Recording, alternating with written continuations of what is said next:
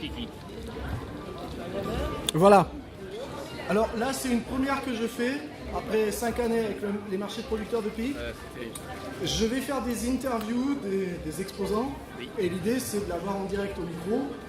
Et il y a un micro qui enregistre.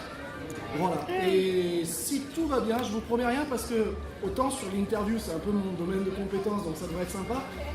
Autant sur tout ce qui est enregistrement, je ne suis pas de la radio, donc c'est une première. Mais l'idée, si ça fonctionne, c'est de pouvoir mettre ça en ligne sur Internet.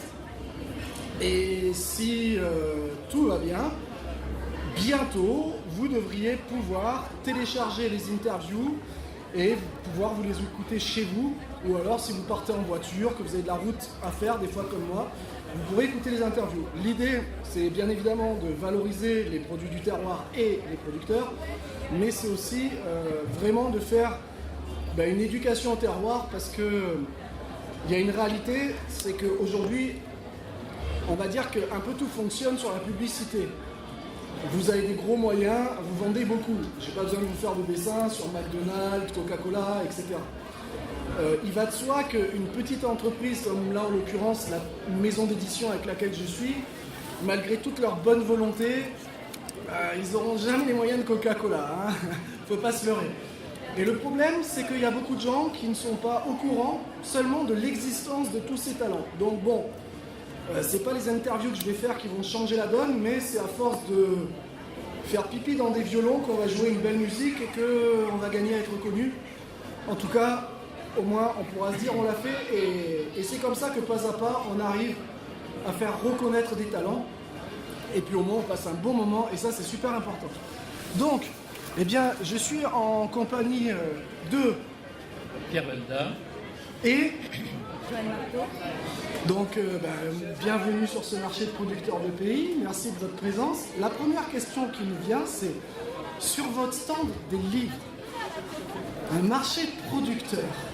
Le lien entre les livres et le marché de producteurs. Alors ça peut paraître un peu incongru les livres au niveau de producteurs et notamment de ce qui concerne très largement notre alimentation. Et c'est vrai, nous sommes aussi producteurs. Alors producteurs de quelle manière?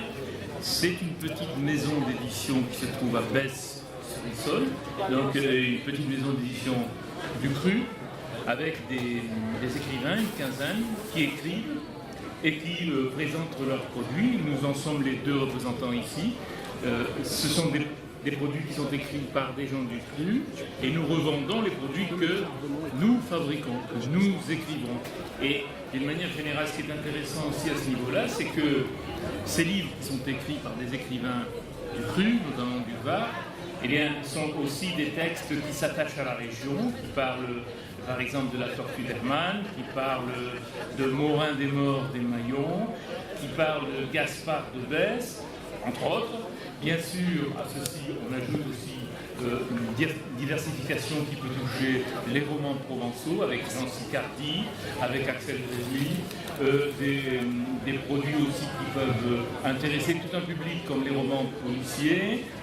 Évidemment, nous avons avec nous une traductrice d'anglais qui, pour la première fois, a traduit le premier ouvrage de Gaspard de Besse totalement en anglais et qui propose dans un ouvrage la formation linguistique à l'anglais, c'est-à-dire un ouvrage qui permet d'apprendre l'anglais facilement pour des enfants qui sont au CM2, en 6e, en 5e. Voilà. Donc tout un éventail qui vous est proposé, de la poésie bien sûr, parce que j'en suis auteur, donc j'écris de la poésie, mais je participe à d'autres ouvrages, dont les guides culturels, parce que notre souci aussi, c'est de travailler en équipe. Donc, des fois, nous avons des réalisations d'ouvrages collectifs, toujours avec des gens du cru, donc des producteurs de pays. Voilà. Merci. Alors, en Provence, et particulièrement dans le Var, on aime le conte.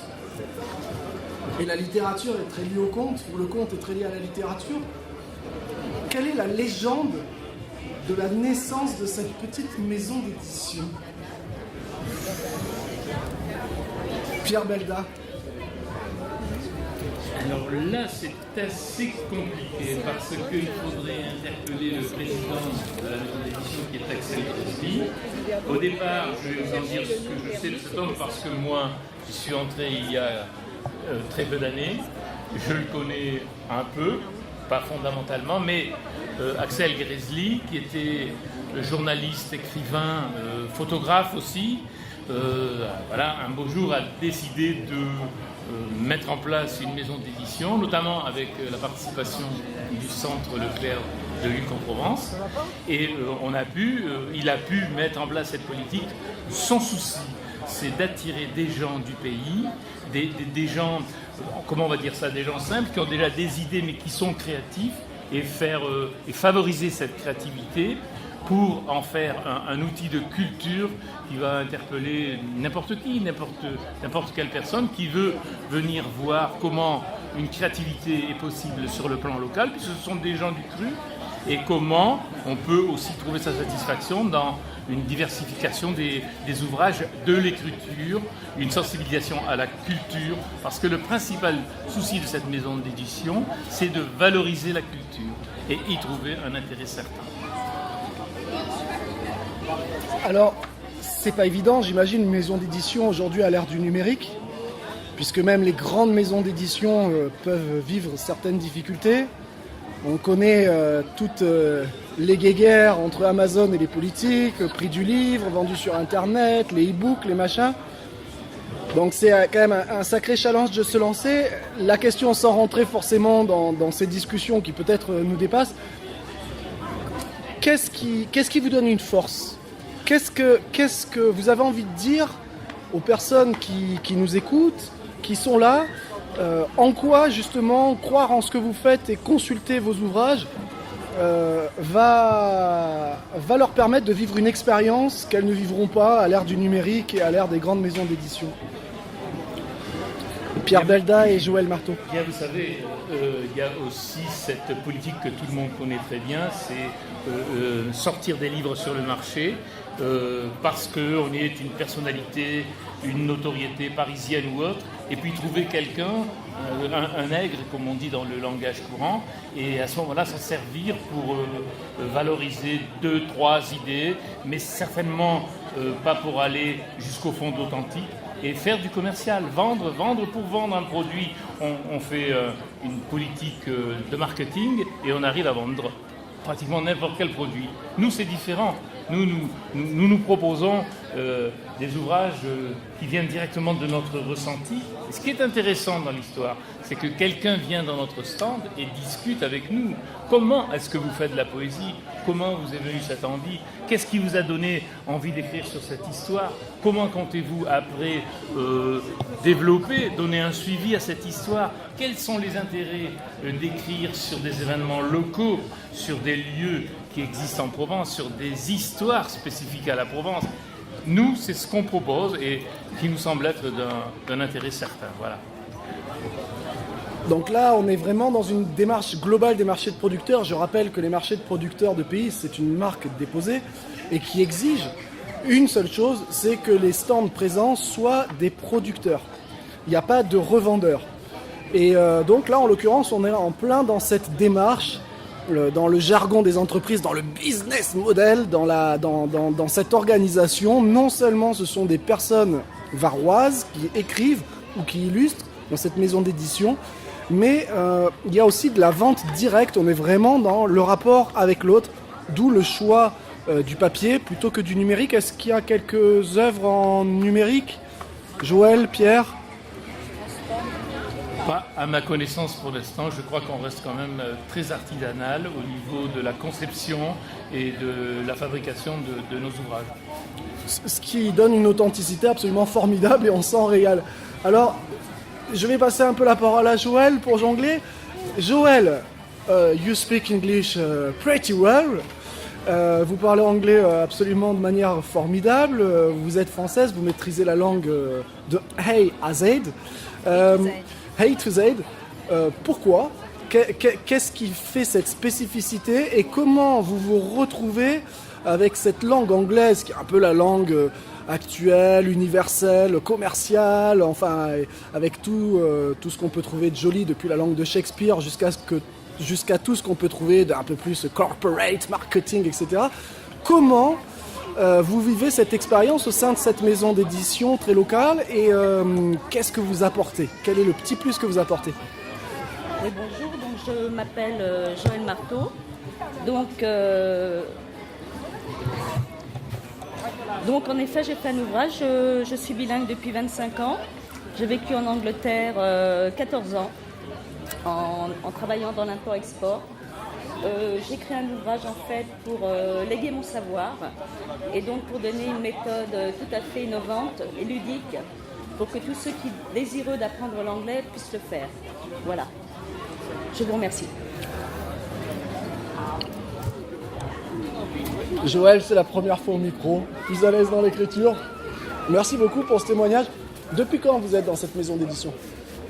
Cela fait 2 ans. 2 ans. Et combien d'ouvrages?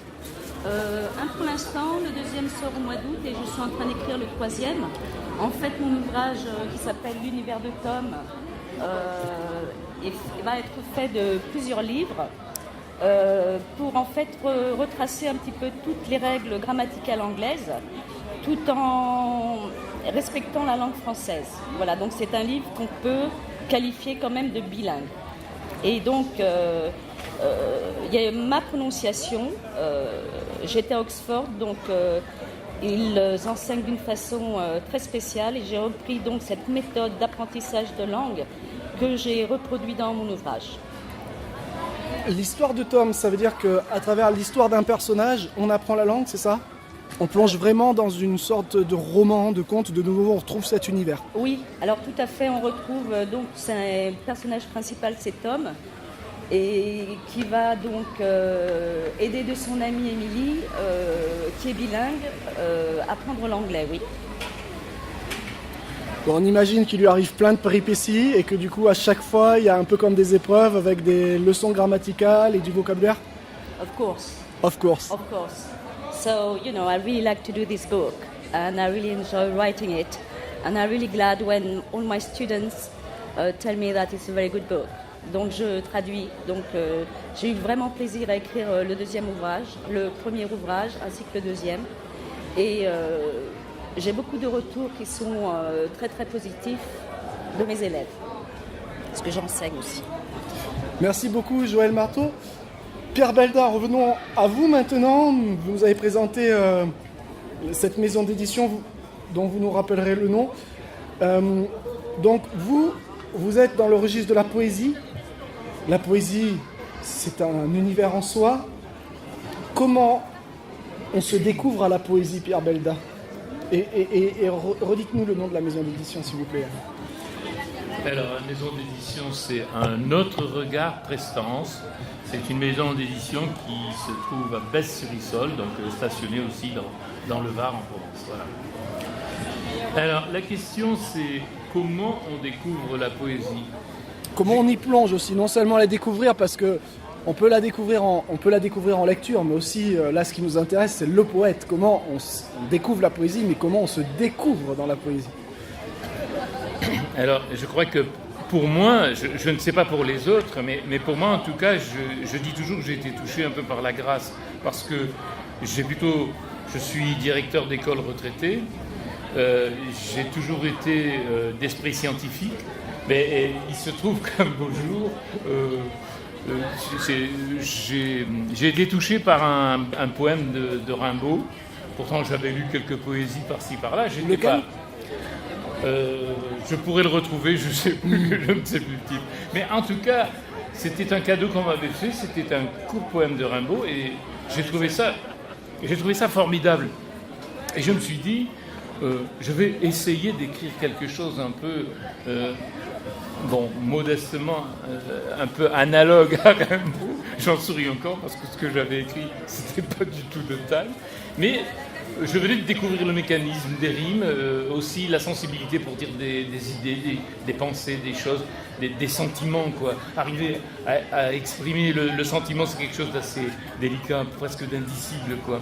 Et de ce moment-là où j'ai écrit, je l'ai encore, ce poème qui se veut un peu concurrent, on va dire, entre guillemets, avec un grand sourire.